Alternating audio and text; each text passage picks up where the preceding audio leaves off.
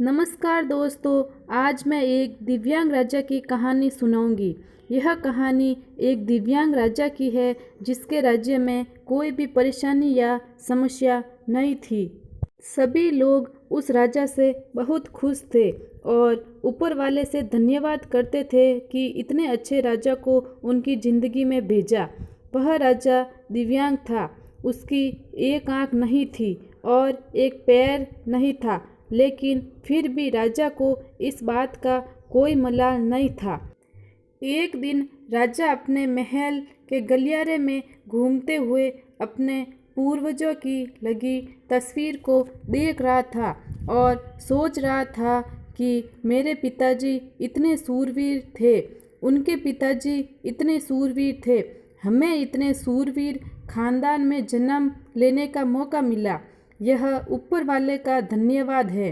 राजा ने सभी चित्र को देखते हुए आखिरी चित्र तक पहुंचा और फिर उस खाली जगह को देखा तो वह चिंता में पड़ गया, क्योंकि उसे मालूम था कि अब यहाँ जो तस्वीर लगेगी वह उसी की लगेगी।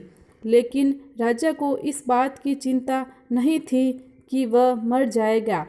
चिंता इस बात की थी कि वहाँ जो पेंटिंग लगेगी वो कैसी लगेगी।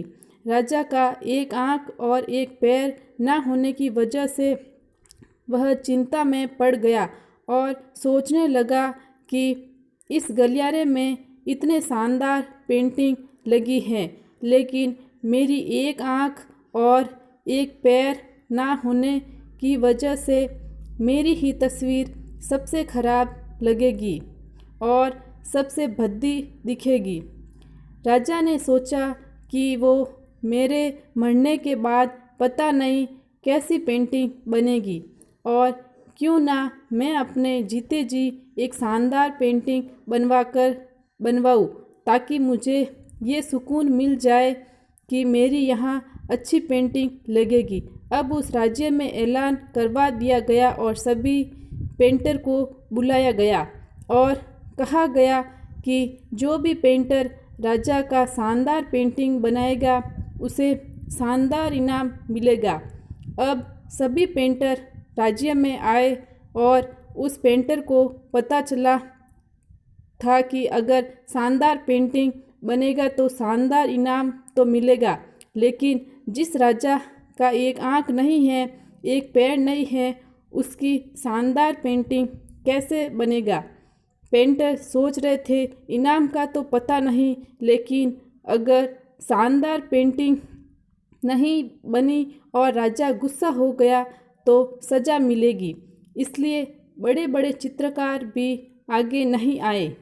तभी उसमें से एक लड़का बोला, राजा साहब, मैं आपकी पेंटिंग बनाना चाहता हूँ, मुझे 24 घंटे का वक्त दीजिए। अब सभी बड़े बड़े पेंटर हैरान हो गए कि ये लड़का क्या पेंटिंग बनाएगा और अगर राजा को पेंटिंग पसंद नहीं आई तो इसे सज़ा ज़रूर मिलेगी।